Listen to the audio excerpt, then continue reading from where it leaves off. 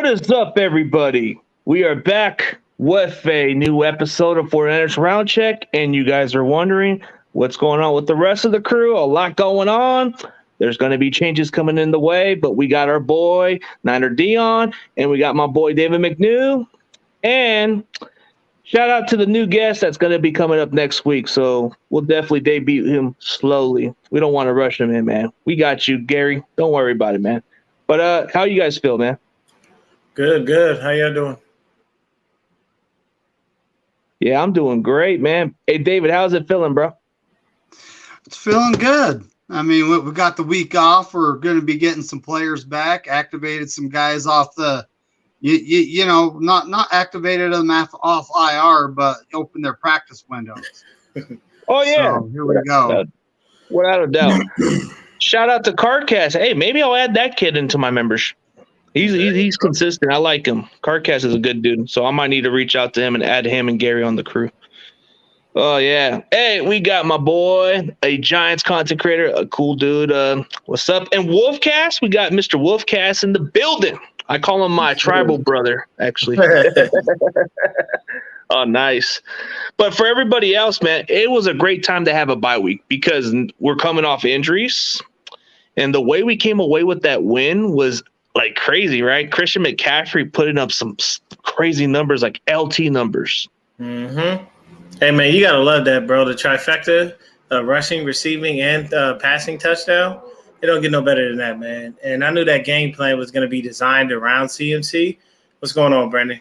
Brendan? That worked out well for me, man, because I had him in fantasy, and he went the fuck off and helped me win. So outside of him helping the 49ers win, he helped me with my fantasy, so it worked out well. Yeah, speaking of fantasy football, man, I'm like one of the top guys in the fantasy football league, man. I'll tell you what, man, most of my running backs are killing it, bro. Travis Etienne's actually doing pretty well. And Kenneth Walker, bro, as much as I can't stand Seattle, that dude gave me some points, bro. I ain't complaining about it. Nothing wrong with that, man. Hey, you got to pick up whoever you could pick up. I actually picked up Gainwell, and Gainwell helped me out this week based on a couple of things, man. It's just. Oh yeah! Look, Garcaz saying, "Hey! New faces is more than welcome. You and Gary are more than welcome next week. Hey, Cardcast, I will definitely inbox you the schedule, bro. Hey, welcome to the member, but we're gonna take you guys slowly, man. We're not gonna just throw you out there, man. That's just not the way we do it, man. Yeah, this past game was really good. I mean, I kind of figured that we would be able to pull it off. Jimmy seems to, find a way when he's playing against the Rams. Yeah, Joe Mixon went the fuck off. I think he had four touchdowns? 5 touchdowns. Or 5 touchdowns. Yeah, Joe Mixon went insane, bro. So yeah, he said 55 points. That's definitely right. That sounds about right. Joe Mixon went the fuck off. So for me, this is bye week. They just opened up the practice window for, I believe, Armstead, Verrett, and Elijah Mitchell. And I also heard that Mitchell was already out there today doing running back drills. So, and, from his mouth, he's stating he's going to play. Like, he's ready. So, I think, and Aziz Al-Shair, his practice window has been opened as well. So, I mean, we got some people coming back. We're headed in the right direction. We come off the bye week well rested, able to do anything that we need to. And we just got to go in and take out the Chargers. And oddly enough, man, it sucks for them because they get riddled with injuries every year just like we do. So right now they're missing every damn body.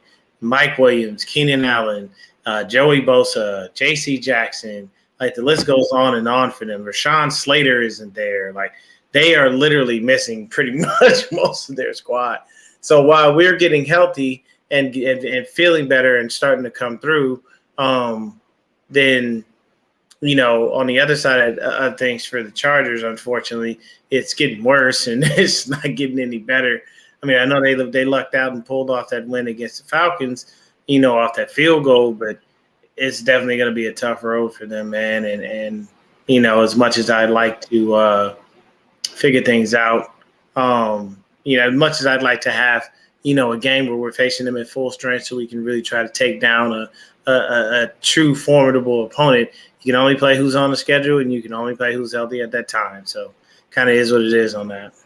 Yeah, they're on the opposite side of the end like us, bro, because we've been going through injuries, but now that we're coming off a bye week, we're going to come up fresher and we should be able to be more focused at home. And this is going to be on a prime time. So when we play prime time games, we tend to play pretty good. But David, how do you feel about this week, man? Well, I kind of feel like we're not the NFL's mash unit anymore. The Chargers are. And I like our chances coming up in this week. But, I mean, even if they were fully healthy, they actually weren't playing that good. So it's kind of, I wonder if their head coach is actually what they're looking for. Probably not. I mean, how many times in history have we heard that the NFL's most talented roster is the San Diego Chargers? I think I've heard that like 8 or 9 times over the course. And they never have done anything with it. So here they are in LA. LA is not a football town. The majority of football fans there are Niner fans anyway. Let's be honest here. And they're a basketball and baseball town. They're not. They haven't had a football franchise forever. And here they go. Now they have 2. So it's like. And I mean, it just doesn't matter. Either way, we're playing the Chargers, and I don't remember the last time we actually lost to them. We've lost to them so many times, like quite some time, like since 2002. I think the last time we beat them was 1998, but it was a long time. Like if you think about it like this way, dude, like you just said it best. Like nobody in LA cares about the damn Rams. Nobody cares about the Chargers like everybody else, because San Diego was a strong fan base for them. Maybe Orange County, they got their own fans, but the Rams, they're trying to build back their old fan base because they abandoned them. A lot of the St. Louis fans are pissed, bro, that they don't even fuck with them no more. That's how bad the Rams did, bro. That's like, that's like leaving your current wife for your ex-wife, right?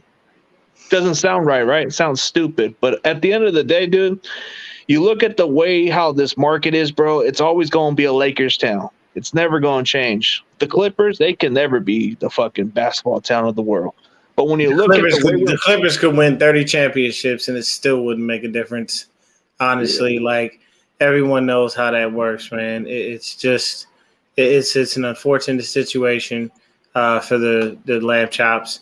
And then to top it all off, outside of the fact that your fans from St. Louis, a lot of them don't care for you now because of how you left and whatnot.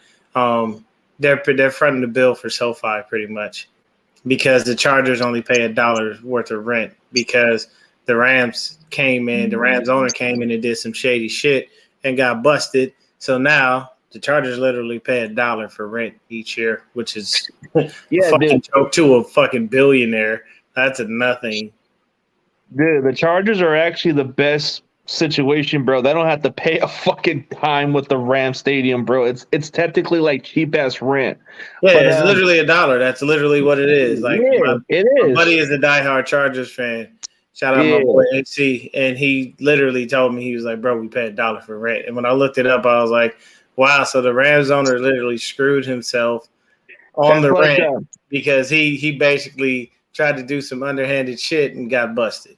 You know what the situation is like with the Chargers and the Rams? This is like that one guy who fucks with the other chick and has that place to stay on there without paying fucking rent. Mm-hmm. Yeah, he got that side. He basically got that side bitch, and she's out there making sure she's fucking bill for everything whenever his main chick gets upset. Yeah, Hey, shout out to Co-Teach Bates, bro. Appreciate y'all support, man. And Wolfcast, what's up with it, man? It's good to see you. But Crazy Juice, what's up, man? But yeah, dude, that's just how it is in LA, bro. Like, let's be real. They wanted the Raiders, and the NFL gave them 2 teams. Oh yeah, but there might be more Raiders fans in LA than Chargers and Ram fans combined, though. There are realistically, there The Raider fans are the Raider. There's several franchises that seem to run deep in many places. One of them is the Raiders. The other is the Cowboys, and the other one I'd have to say definitely is the Niners. Like you'll see strong. A lot. We're pretty strong no matter where we go, no matter where we are. But yeah, the health of the people coming back is what matters for us this week. We are really hoping to see Jason Verrett on the field, Azeez Al-Shaair on the field, a healthy Eric Armstead clogging up that middle, helping us out with that. Possibly even Jimmy Ward back at his safety spot rather than having to play nickel. And I know he's only doing it because he's in the contract year. There's a variety of things that we would like to see. So hopefully Elijah Mitchell, obviously. So we would definitely hope that these people can get on the field and start to contribute for the team and help us out in many ways. These things just take time. And the 49ers are very cautious about bringing players back, ahead of schedule because of things that have happened to them in the past. We all know what happened to Jason Verrett in that Pittsburgh game. He just looked lost. He wasn't the same. He was lost in the shuffle. He wasn't ready. So The crazy thing is, I do believe now he's ready. I really do. I think that he's ready and everything is going to work out well for him. And we shouldn't have any problems. I mean, honestly, I'm not going to lie to you. I love me some Emmanuel Mosley. But you telling me a fully healthy Mooney and a fully healthy Jason Verrett, I'm good. You could even give Jimmy Ward back his old spot and have him hang out back there with Hufanga. And if you want to do a 3 safety look, you can throw Gibson in, or along with that, you can still bring Hufanga down in the box and eliminate one of the linebackers. Like there's a variety of things you could do when it comes to the defense and plug and play. Coach Steve Bates says, how do the Rams get every game with the key player out on the other team this weekend? No Buda Baker with a high ankle, always a key player. No Shaq Barrett yesterday. They seem to have that luck, but it doesn't make them, win games. They still lost yesterday, which, I was very happy for Tom Brady to show some of that old Tom Brady magic and pull that W off. That worked out well. They lost to a 45-year-old with less than a minute. We've seen Brady do it before, and this old Brady magic just came off. But hey, before we get back to this topic, man, any of the Rams in the comment section, I'm gonna let y'all know whose house it is, and I want to show you guys that clip so y'all can get a good laugh out of this shit. I just saw this and I posted it on my other channel. I'm gonna show you guys right now. Hold up. What you doing?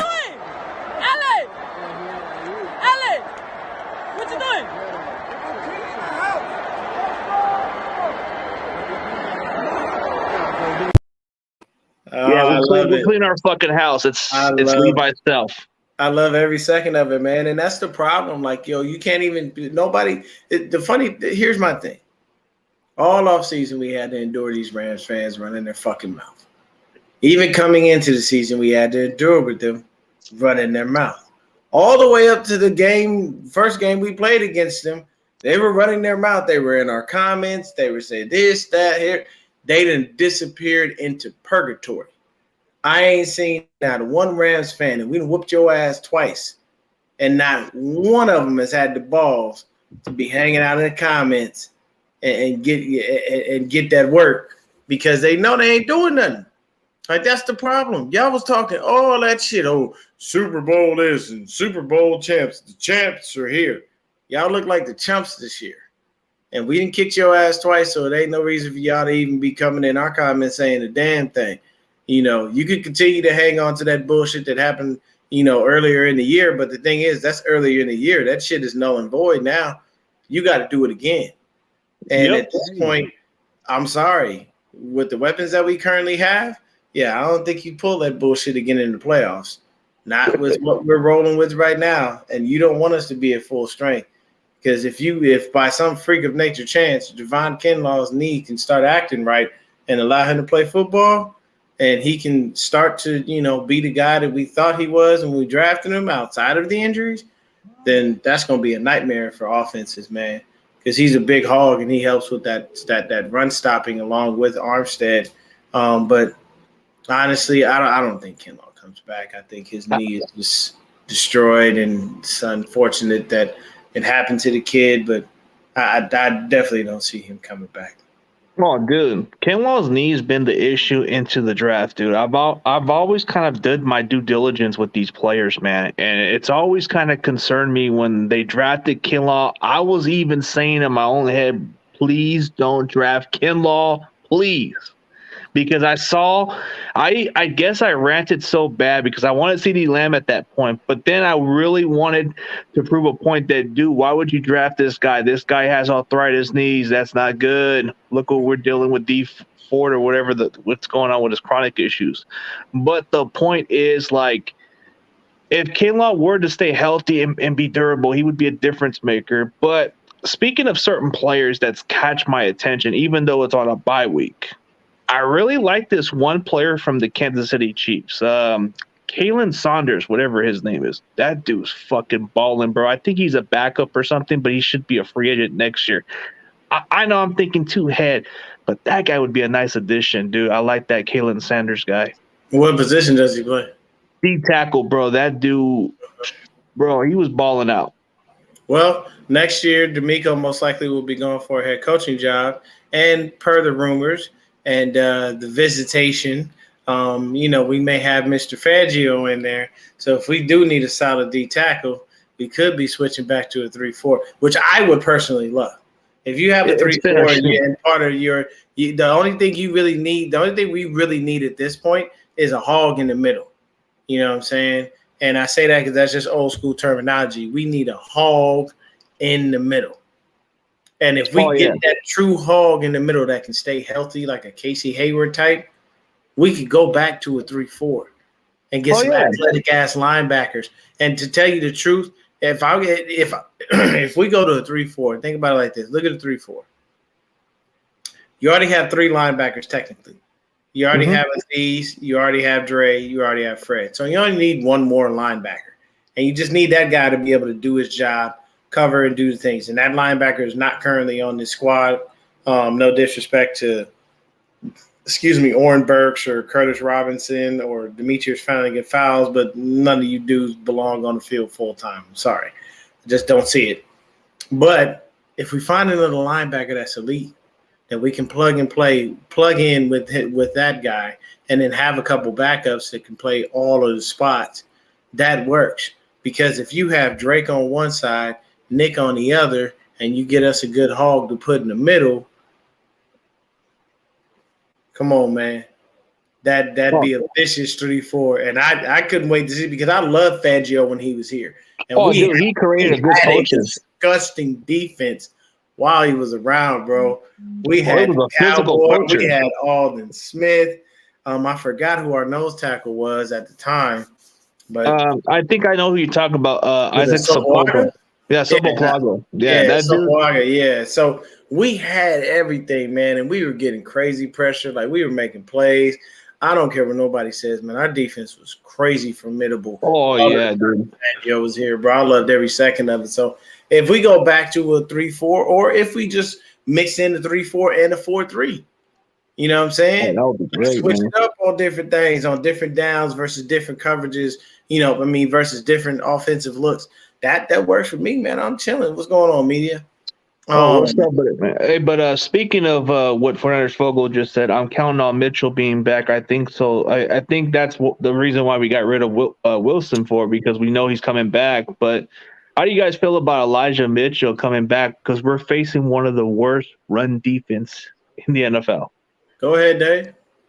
It's a good time for him to come back. On top of that, I mean, think about this. We're going to be hopefully they're splitting carries between Mitchell and McCaffrey. Yeah. And then that also makes McCaffrey the man on third down. He'll be out there every third down no matter what. I like it because it's less risk for both players. And think about this too. How many times are we going to start rushing the ball now? 35, 40 times a game? Maybe 35 throwing the ball times. 20 to 23 times a game, limiting Jimmy G's throws, which was a winning formula. If Jimmy G does not throw more than 22, 23 times, we win games. So I mean, yeah, we have all these wideouts, we have all these weapons, but Jimmy G just can't utilize these guys. I mean, he's tried the last couple weeks, so he has thrown some deep balls, and you know, if they didn't work, they didn't work, but he still at least tried. I'll give him credit. Yeah, they're making him do it, but it's not panning out. No, he does not have Trey Lance's arm. He just doesn't have that skill. It's just not in the skill set. So it's like, I'm not going to try to incorporate that into the game plan. And Jimmy, don't ever walk up to the podium talking about being unleashed and all that other bullshit. Sir, you have been here for 5 going on 6 years. You suck at throwing a deep ball. It's not about to change. It's not in your wheelhouse. It is what it is. Okay. Look, I'm 5'6". All right. I'm not dunking a basketball on any fucking body. And I definitely ain't running out there trying at 41. So, I mean, you got to stop trying to throw a deep ball because this shit just don't work. Because the deep ball accuracy has to be there. The ball has to be put perfectly for someone to catch it, and it's got to be put only where they can. To be honest with you, the best deep ball accuracy I've ever seen in my life is from Aaron Rodgers. But I'm not talking about Aaron Rodgers this year. I'm talking about in previous years. But his deep ball accuracy is insane. I want to say Patrick Mahomes, but sometimes it looks like he just be chucking that motherfucker. So, dude, that dude makes it look easy, bro. Like Mahomes, bro. When you think the play's over with this guy just throws it kind of weird. He flicks it, and I'm like, how the hell does he do that? And it's like, but yeah, you know, I agree with Sajid, man. Those Rams haven't been around, and he agrees with us, man. That's coming from a Seattle fan too, man. Man, shout out to Seattle for actually playing pretty good football. But when we see y'all Thursday, y'all gonna go back to reality. This brings up a subject. Rudy is always in all our chats. Where's he at? I don't know. I'm kind of worried. I'm kind of worried for Rudy, man. I mean, that's my brother from another team, man. Come on, Rudy. Man. Rudy, where you at, man? Come on, show up. Can everybody put an Amber Alert for my boy Rudy? Because I think we're kind of worried about the poor guy. I mean that's the homie from Riverside, man. That guy's always active, man. But hey, shout out to the 13 people in the building, bro. Much appreciated. And what's up to everybody in the chat? Sean Teller and Fort Intermedia. What is good, man? Oh, 15. Cool. Yeah, man. And I I can tell you this. It's crazy how they do disappear. They literally fallen off the fucking map. I ain't seen nothing from none of their content, none of that shit. And it killed me because, like I said, all of that shit talking they was doing, all of that crap they was talking, and then now I don't see you. You got to show up when shit's going good and when shit's going bad. I don't show up and do a show only when the Niners win. I do one when they lose too. So I rant too. If you take an L, you got to be able to come in here and take these L's too, because we told them all year. Not one of us sitting here on this panel said that we was gonna lose any of those Rams games. Why? Because we know it's the fucking Rams. Same old sorry ass Ram. Oh, right. Shout out to Jake Wild and shout out to my boy Roberto, man. What's up, Roberto? What's good, man? Jake Wild, that's true. We gotta focus on being disciplined. That's what David alluded to earlier. Hey, just run the ball. Think about it like this. If I'm gonna run the ball 35 to 40 times and I'm splitting those carries between Elijah Mitchell and Christian McCaffrey, and I might even sprinkle a little Debo in there once in a while, just for shits and giggles, I'm okay with that. And you know what that does? It limits the possibility of injury for either of those running backs when I'm only giving them a small amount of carries. And then if you do it smart, here's one thing that I never liked is a lot of people will act like they don't like a running back running out of bounds. So while he was playing Chris Johnson, aka CJ2K, a lot of people gave him flack because he used to run out of bounds. And when they did an interview with him a while back, he said, I was making a business decision.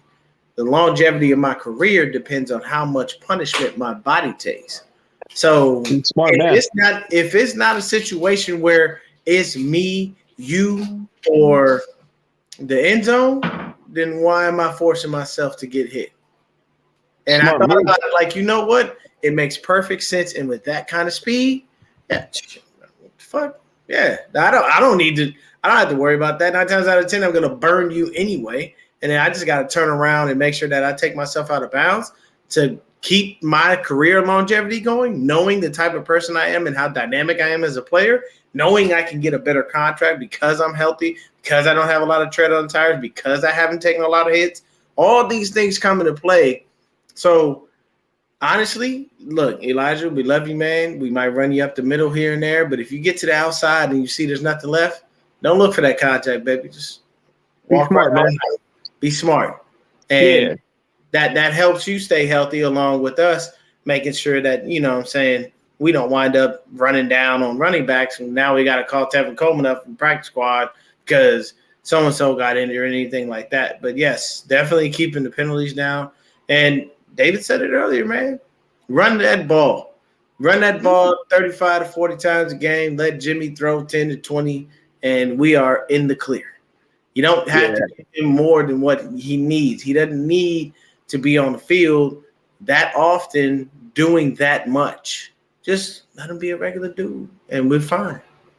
Yeah, for sure. We just got to play more discipline. And as far as like you said, man, we just got to keep it together. But I know this may not be as much concern with the Niners, but like almost a week ago, man, I had this funny fucking feeling that Jake Brendel fucking paid attention to what I said.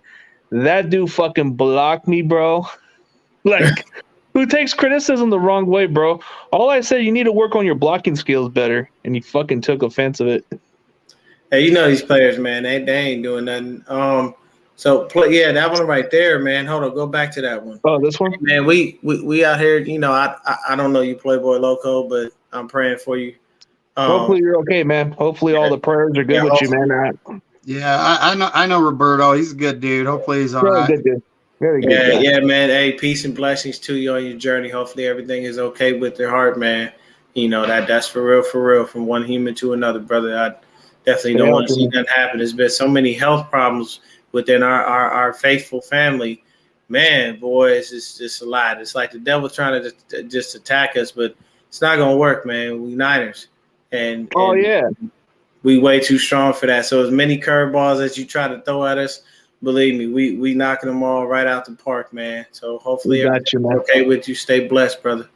Stay blessed, Roberto, man. But as far as all that, dude, like a lot of us are dealing with some health issues, man. That's why I kind of been taking a little bit of a break, man, just to get all that burn out of me. But here's one interesting thing that Adam said best, bro. Niners need to give Ross Dwelley the ball more, which I think he's actually kind of been dependable when he gets the opportunity. Like, I think Dwelley does catch the ball as well as anybody doesn't say, you know? He has good hands. That's the thing. It's not like he doesn't. So my thing is, when you're going to throw the ball, it's very simple. There's only one or two people that need to be in there. It's either Dwelley or it's going to be George Kittle. Here's the thing. 49ers Fogels, you make perfect sense. When you need to block, it either needs to be Kittle or Charlie Warner. Why? Warner's the better blocker. Dwelley's the better pass catcher. These are just simple facts that we all know as Niner fans. You do that. You definitely continue to do it. Hey, man, this is facts too, bro. Hey, Banks been balling. Like, Banks is balling. It's rare that I trust Kyle because a lot of times he be lying. And he said that Banks was going to be the guy. And he's been doing a very, very good job, man. He picked up everything he needed to pick up. Yes, playing next to Trent helps. But honestly, I don't think it's playing next to Trent. I think it's Aaron Banks really working his way in, doing a job, elevating himself, keeping up with things, and doing it well, man. And Burford, man, Burford is a godsend. I mean, for you to be rotating in and out at right guard with Daniel Brunskill here and there, and then you still stay consistent with the game plan and you're not missing your assignments, you know, like I know a lot of people blamed him for that sack that Jimmy Garoppolo took when we played the lamb chop.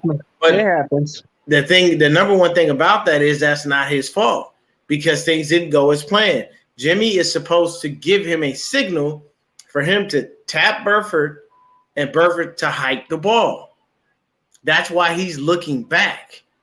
But you don't give the signal, play clock's running down, you do this, and Burford snaps the ball. I'm looking in the backfield. Now Aaron Donald gone. It only take him a split second to get his get off is nasty. So once he by you can forget it. The only way you're going to stop him is to hold him. So that sack isn't necessarily on Burford. It's just basically a communication situation. Hey, play clock running down. I ain't got no time. It's not like he can look up and go, oh, we only have 4 seconds. Let me look at Aaron Donald.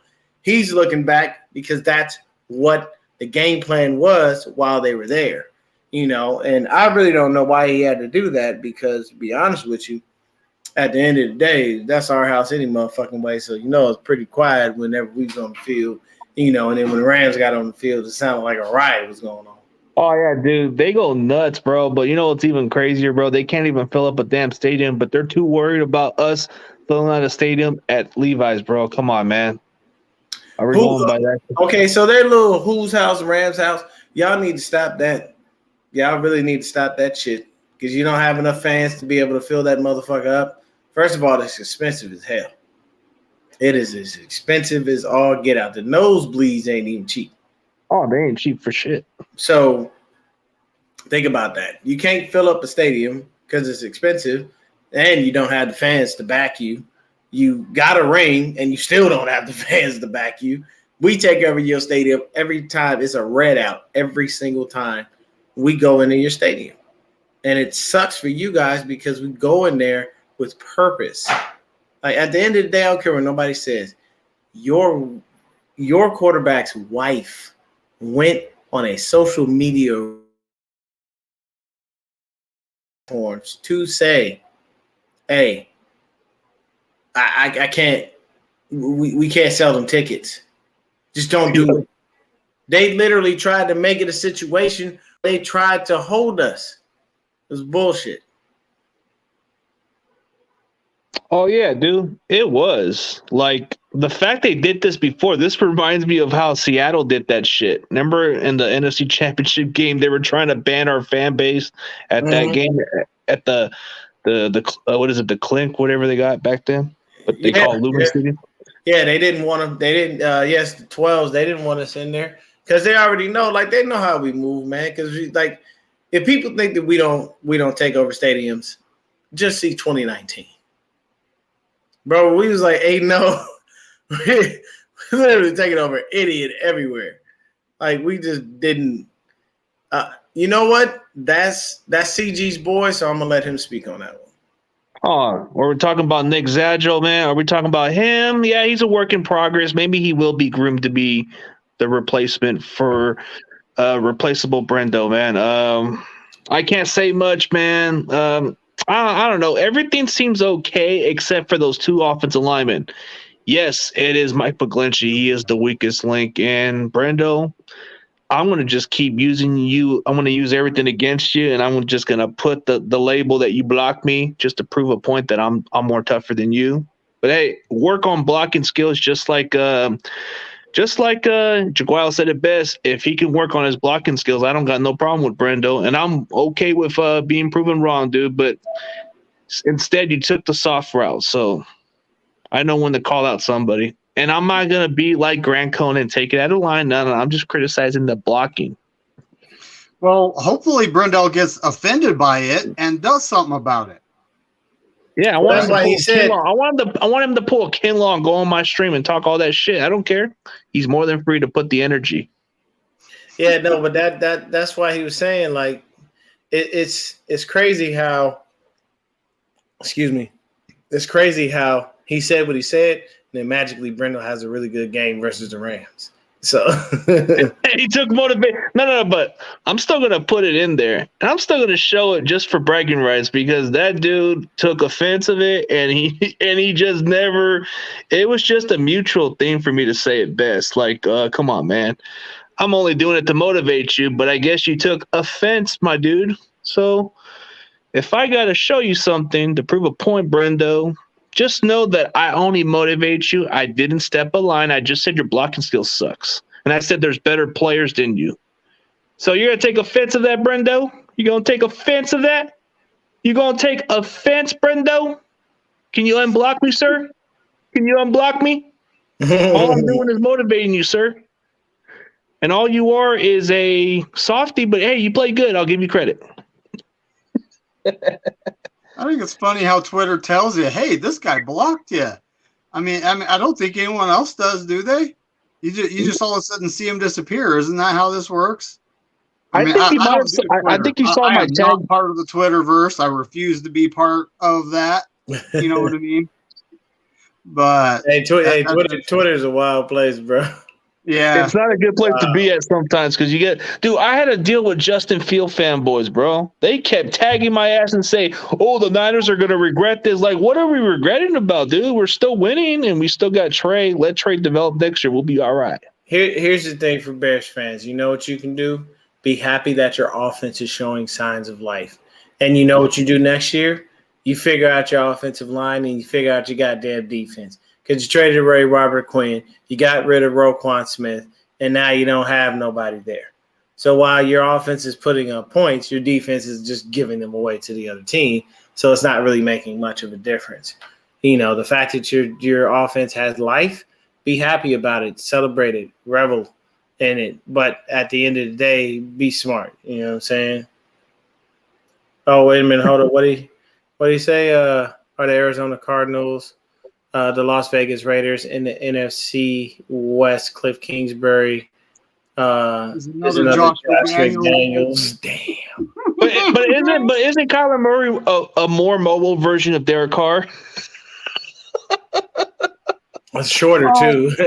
Oh man, shorter but might be a mobile, couple right? inches shorter too, though. I mean, Kyler Murray is actually a decent quarterback, but where his problem comes in is I don't think he's got the fire inside.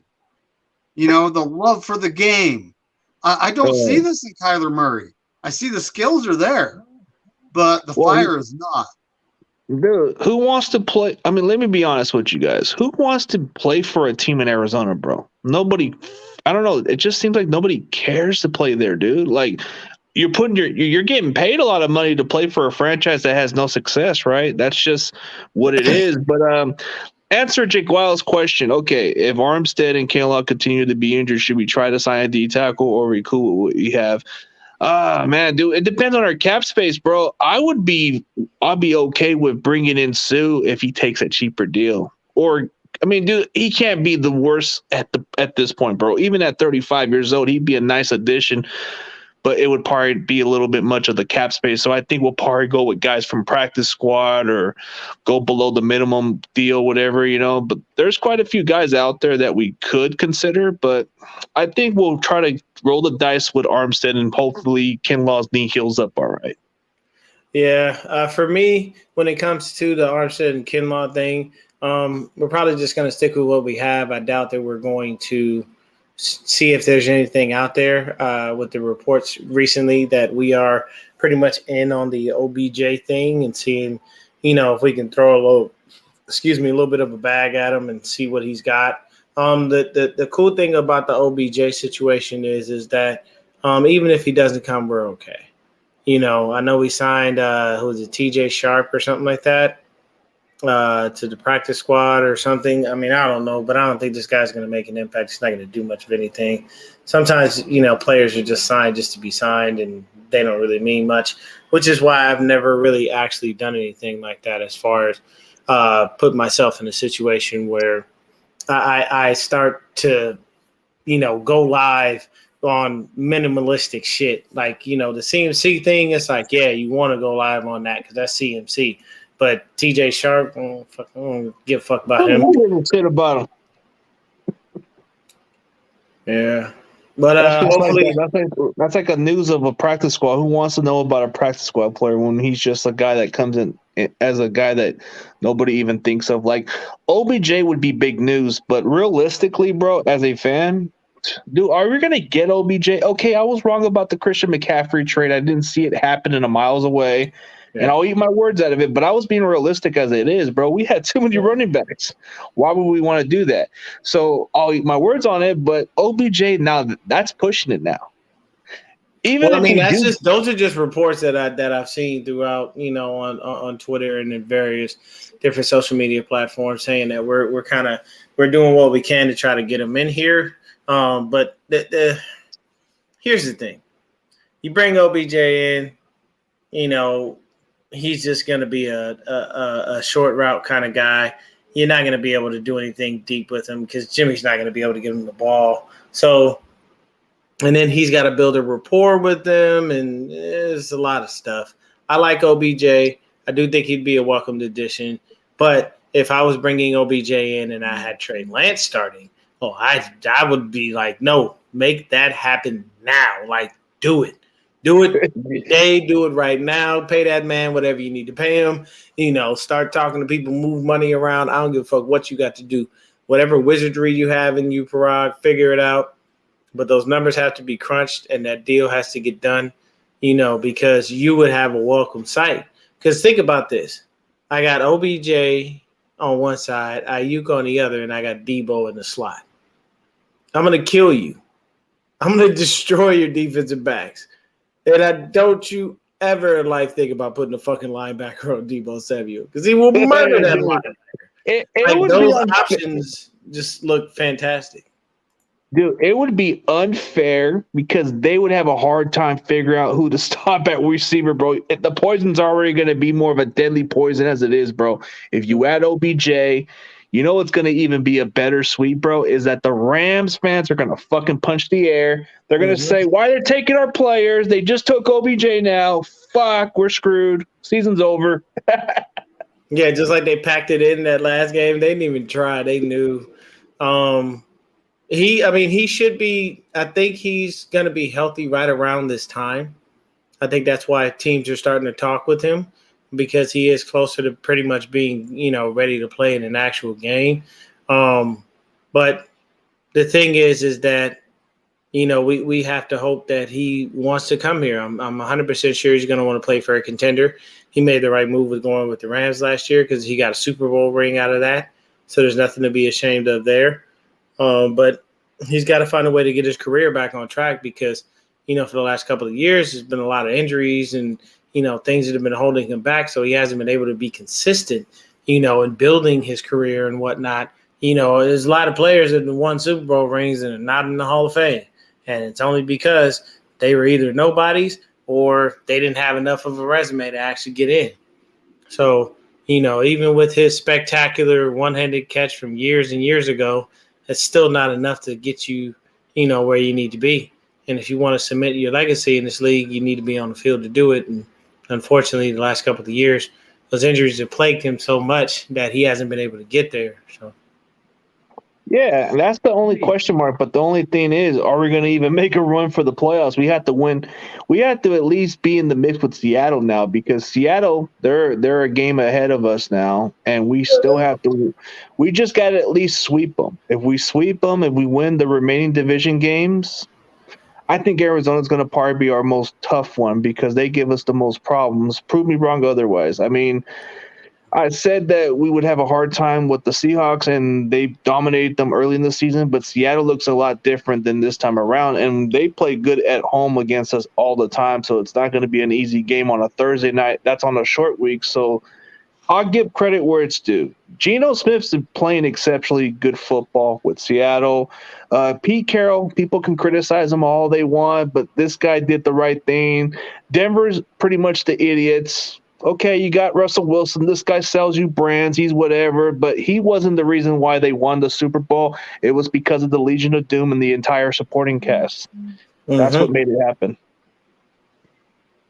Yeah. Dude, the Sea Chickens robbed Denver blind.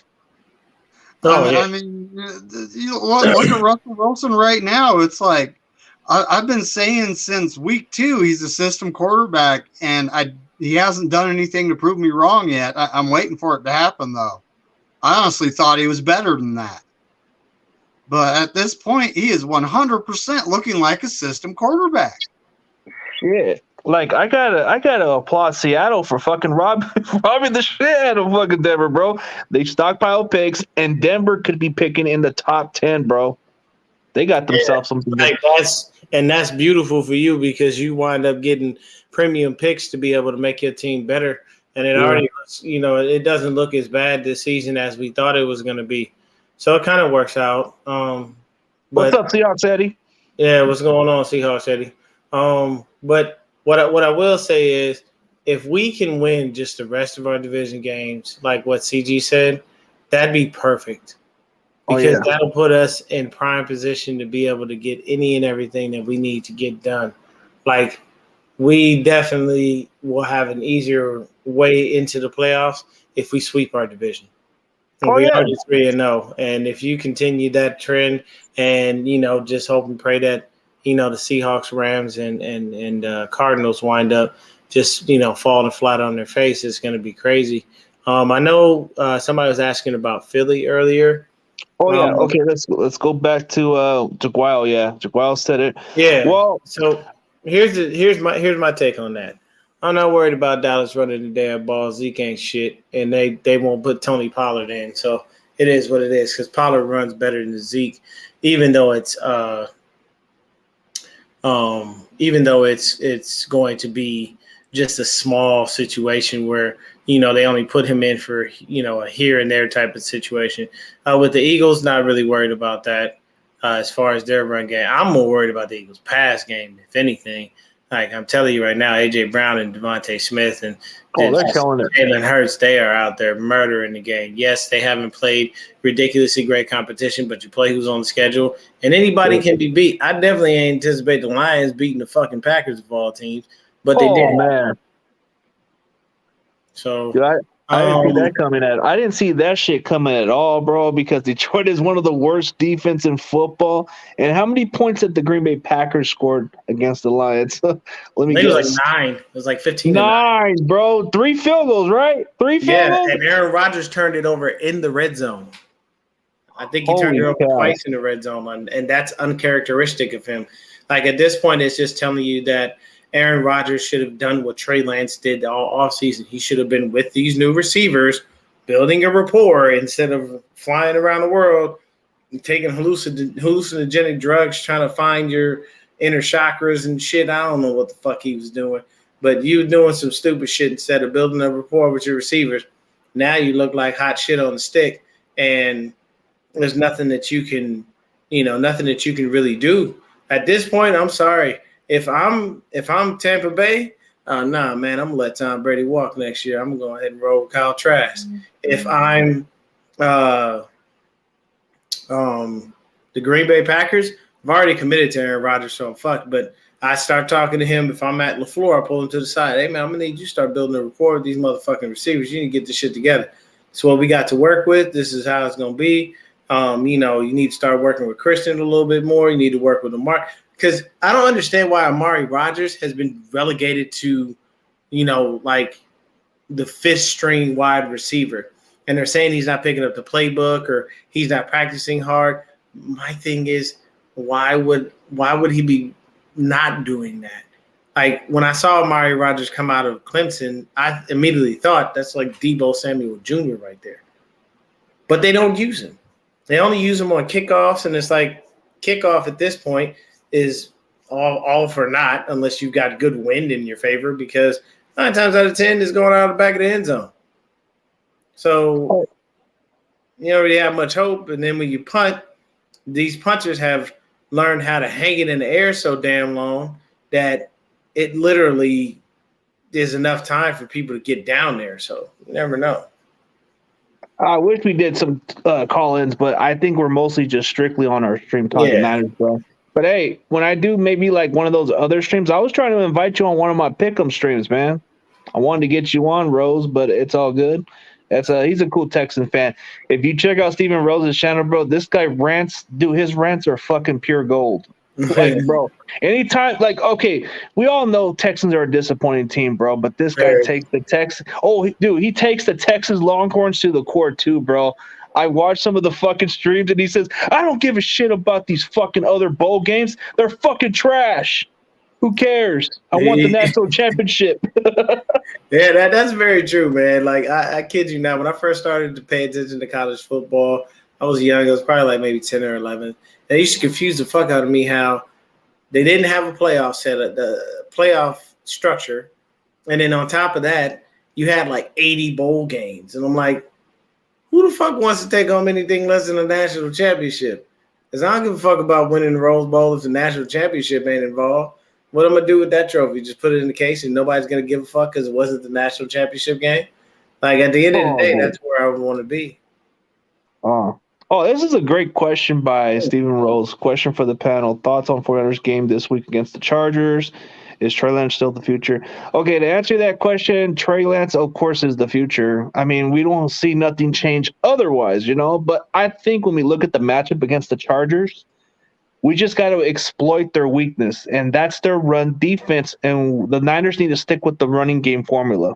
Yes, let Jimmy be limited as a passer for this week. But if we run the ball, because the Chargers gave up 201 yards against the Falcons, despite that loss, that is exactly what we need to do. Run the ball, run the time of possession. The Chargers have been struggling, and I don't know if some of their starting lineups are going to come back. But, hey, 20 people in the building, bro. This is growing, bro. Shout out to everybody else. The 20 people in the building, bro. That is much appreciated. Go ahead, Dave. Talk to him. So, yeah, we're going up against one of the worst run defenses in the league. This is 100% how you win the game. What we do. The last two seasons, the first half of the season, we have wasted trying to figure out who we are. Really? Shanahan? Really? We run the ball. We play defense. That's what the team does. There is no figuring out what we do. Let's just do it. And this is a team that we are more than capable of doing what we do against. So, I mean, the Falcons got 201 yards against them. We should be able to top that. Oh, dude. It should be like maybe up to the 230s or something, or 250s maybe, and maybe a couple of touchdowns. I mean, if we just stick with the formula. Look at how the Atlanta Falcons, okay, even though the Falcons were struggling early in the season, but when they kept sticking with the formula, they kept running the ball. Even if they were behind by so many points, they still stuck with the formula. If the 49ers stick with the formula, I don't have no doubt in my mind we could beat the Chargers, but I think the Chargers are tricky, bro. We haven't played good against them in recent years, except winning that Super Bowl game. That's pretty much the only time I can brag about beating the Chargers. But, okay, for Stephen Rose, he's giving me some good questions. I'll give him that. Also, consider Trey Lance is out for the year. Are you guys excited that Jimmy wasn't traded? I mean, if you guys did trade him, you would not have a QB now. I mean, in a way, we're just lucky. We're just a lucky team, but I don't think we just win because of him. No, we win in spite of Jimmy. Yeah. Is that right? For me, I look at it like this. Is it good that he's here because he can help us? Yeah, but there's not much he's helping us really do. I'm sorry. We kept him, so it's someone who's familiar with the system. We don't have to worry about a new guy going through growing pains and hiccups, all the things that we know we're going to have to deal with Trey Lance. But at the end of the day, I don't think that we're overly excited because Jimmy Garoppolo is still a very limited quarterback. So we just kind of are lucky, like CG said, in the fact that he's here and he's hopefully gonna not fuck this up, because that's basically how we look at it when he steps onto the field. Every 49er fan, well, not every, but majority of us will say, Jimmy, just don't fuck it up. That's all we're asking. Just don't screw it up. If you don't screw it up, then we're fine. I have nothing negative to say. But when you fuck it up, it is what it is. Like when we played the Rams, he still had 2 possible interceptions. Jalen Ramsey just dropped them. Yep. Those can be game changers. Those could be momentum swings for the Rams in their favor if he catches those footballs. But he dropped them, so we lucked out. So what did I say? All right, I'll give you credit for having a really high completion percentage and all that stuff, but still threw 2 possible Jimmy balls that you will throw at least several of them a game where you're going, why did you do that? I know you saw this dude. He was right fucking there. It's not like we're wearing the same colors or something, and you can't tell what player is what player. Just don't be fucking blind about it. I know that's the thing. Oh, I like to give a shout out to Lil G, man. I guess a lot of those people are coming off of his group, man. Shout out to Cool. Lil G, man. Appreciate it, man. You're the MVP, bro.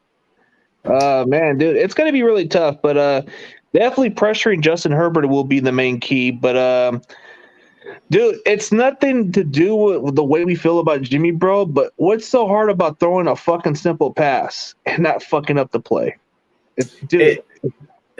Okay, so for this one, he says also, does Jimmy get a lot of the credit? Jimmy does get a lot of the blame from the 49ers do bad, but does he get credit for the good, like making a Super Bowl and NFC Championship game? Here's the reason why we don't give Jimmy Garoppolo credit for anything in the playoffs, because he doesn't do shit in the fucking playoffs.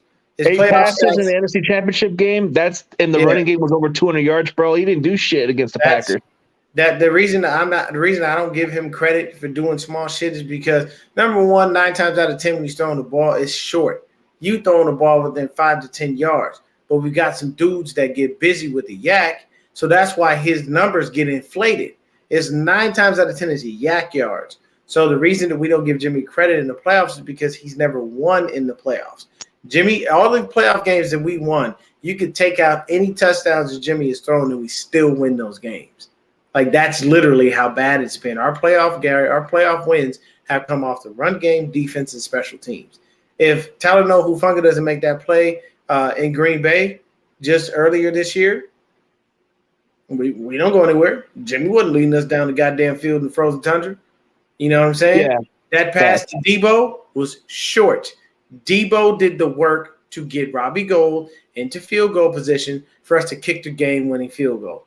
That's how that works. So when people give him credit for winning playoff games, I just tell you that I look at them and I tell them, look at his stats alone and tell me if that is a 4-2 playoff winning record. No, it is not. You would look at Jimmy's stats and go, this guy should be 0-6, maybe even 1-5. But you definitely can't look at those numbers and state that he should be 4-2, and he's barely even done anything. Like, his numbers are ass in the playoffs. Like, really. Yeah. Oh, dude, if we're talking like stat-wise in the playoffs, bro, when you saw the way Jimmy plays in the playoffs, bro, it's like him doing, like, having somebody help him on his homework, bro. You know how those kind of guys don't know how to do their damn homework? So they have one of those guys do the dirty work for him, and he gets a little credit out of it. That's what it reminds me of. Like, you know, I know some people don't like Mita Kimes, but I think she said it best about Jimmy Garoppolo. Yeah. That he was that kind of guy. Yep, I agree. I definitely agree. For me, when I like Mita Kimes because she speaks the truth, and she never wavers on her point when people want her to, because I see a lot of people trying to punk her in. If there's one thing in sports journalism, it is truthfully very sexist. There are more men than there are women, and when women are there are times that men try to flex their muscles and make them bend to their will. Mita Kimes is not one of those women who's going to bend to anybody's damn will. She's going to say how the fuck she feel, and I respect that. You know what I'm saying? Because you have to be like that in a male-dominated field, because other than that, they won't respect you. They will look down on you and they will punk you every chance they get, and they'll do it willingly and not even give two shits about it. That's just exactly what it is. It's, you know, he asks here, he says, out of all 32 starting QBs this year, I know it's a guesstimate. Where do you rank Jimmy? He's like he's top 15 to top 20. At least like a solid, like maybe number 19, because he's kind of like played like a tier. But to answer his question about the playoffs, bro, we got to take it one game at a time. So I'm not getting too ahead of this, man. We haven't played up to our potential, but if we play good late in the season, I think we have a chance to win our division. But I think our chances are looking pretty good because we got McCaffrey, bro. McCaffrey's a game changer. He definitely is. You know, CMC is the man. That dude, he gonna open up doors for us that were definitely closed in times before. And the crazy thing is, all you got to do is just have the right fakes to CMC, and it's gonna draw the defense in, and it's gonna allow Jimmy to do what he does best: throw over the middle. That's where he makes his money. We know that for a fact. Now, yeah, every now and then he just blind as a bat and doesn't see a linebacker, but we're hoping that doesn't happen. So. Oh yeah, without a doubt, man. And I mean, we want Jimmy G to just not fucked up. That's all. Like if he I can don't just want be him to be our Brad Johnson. I just want him not to fuck the shit up. If we get to the Super Bowl and we run our way to a championship, I don't give a shit. You know, he could be Jim McMahon for all I give a shit. He's a free agent next year, man, and that's not going to stop anything. So, to be honest with you, if we make the playoffs, if we were to get to the Super Bowl, you go ahead and you do that. We know that JG is here, but if he wasn't, what would our record be with Purdy or Sudfeld? Probably the same. We're 4-4, so it's not like we're not world beaters. If we were like 5-2 or maybe 6, you know, or if we were 6-2 or maybe 5 and you know, or something like that, 6-2, maybe even 7-1, then yeah, you could probably, you know, think, okay, maybe Jimmy has a little bit to do with that. But with Purdy or Sudfeld, we could have went 4-4. We went 10-7 last year with Jimmy, and we could have did the same shit if we just would have started trade from the beginning. I guarantee our record would have been exactly the same, and he would have learned already. Like he would have taken his lumps. So this year would have been a cakewalk for him because it opens the playbook up more. He has more experience, and hopefully Kyle trusts him to throw the ball instead of trying to run him into the ground. So you think that so if we're looking at the matchups, so if Purdy was our starter during that after the Trey injury, you think he would have won the Broncos game for sure? I don't know. That defense was no joke, man. That defense, Broncos defense was working out well, but I'm not sure, man. I'm not sure. We'll have to see. Well, I can respectfully respect what Leo G is. I mean, you're not sure about Trey because he hasn't played much games, so you want to see more, which I understand. So we just got to wait and see what happens. Have you watched Sudfeld? Dude, Sudfeld wouldn't do shit. I don't know, bro. I haven't seen enough from Sudfeld to even say. I think we probably went 2 damn games under Sudfeld. Maybe not. I don't know because you never know what you have. He's a slow thrower, bro. He's a slow releaser. Yeah, he is a slow releaser, but I mean, you take everything with a grain of salt. Me personally, I don't see us being any worse than where we are now with either Purdy or Sudfeld. Yeah, I don't think we would do as good. I mean, Jimmy has his flaws. Okay, we'll say that, but as far as all that, we're already past the hour mark. If you guys want another topic before we end this, let me know. We can definitely mix in another topic of your guys' choice. Well, when it comes to the topic of the QBs, Purdy and Sudfeld, they're probably a little worse than Jimmy G. Yeah. Yeah. I honestly think Kyle Shanahan would change his play calling to the point where we're running the ball a whole bunch. We might actually have a better record with one of those two at QB than Jimmy because Kyle's trying to use Jimmy like Jimmy shouldn't be used. Right? I mean, am I lying? Oh, you're not lying, bro. You're speaking facts, man. It's like I don't know how Kyle deals with lesser talent quarterbacks, bro. Like he's kind of made the most out of guys like Nick Mullins, but have we won games with those guys? Nah. We've mostly lost more games with them than we've won games with them. Mm-hmm. I think honestly, man, it's a situation where he's here. We're gonna have to deal with him. We already know what he is. I know he wants to play in San Fran, but I'm sorry, Tom Brady, you're cooked. And to be honest with you, man, what Tom Brady needs to do is stop playing football and get his personal life in order. Yeah. I know the game of football, he loves it, but here's the problem: you decided to come back and you didn't need to. You could have stayed with your wife and your kids and kept your marriage alive. But instead, you chose to go and play football. I get that it's a passion and it's a love, but bro, you got 7 rings. You're the GOAT in lots of people's eyes. You know what I'm saying? 7 rings, what? 10 Super Bowl appearances? It's a damn good motherfucking ratio. It's a damn good accomplishment. There's nothing to prove. You really won a championship. I mean, you won a championship in Tampa. You've been a Pro Bowler. You've been an All-Pro. You won a championship without Bill Belichick. Like, you've done everything that you need to do. I don't see why you're even out there struggling with the damn Bucks. I mean, I know Miami doesn't have any state taxes or something like that.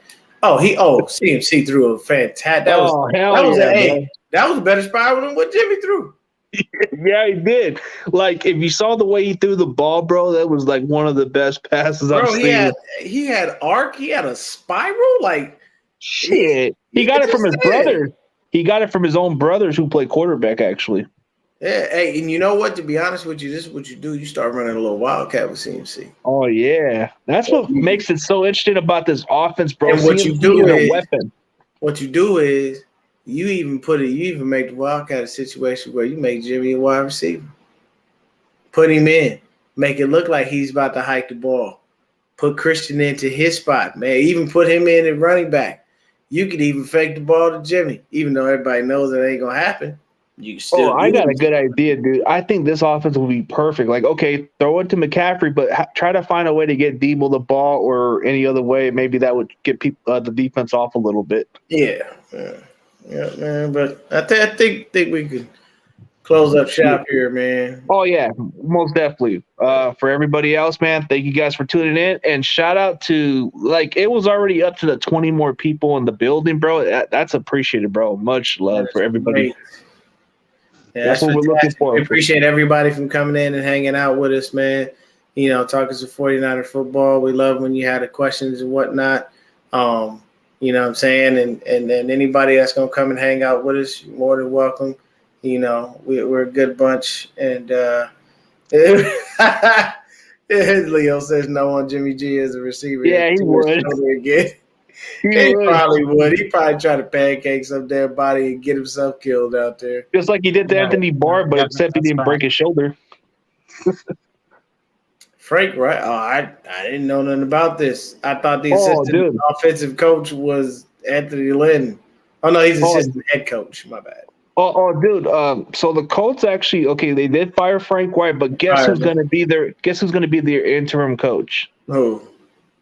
Jeff Saturday. He's coming off of ESPN to be their interim coach. Nah, man, you bullshitting over here. No, really? Look up Twitter. Dude, it says it on there. Are you serious? Look up Jeff Saturday. I'm not fucking kidding, bro. You can't make this shit up. You can't make this shit up. Look it up, bro. Look it up. I ain't lying, bro. Okay, so I do have one more subject. Okay, people, he is not lying. I literally just asked Google. It said Jeff Saturday as an interim head coach on Monday after firing Frank Wright. Wow. Wow. That's insane.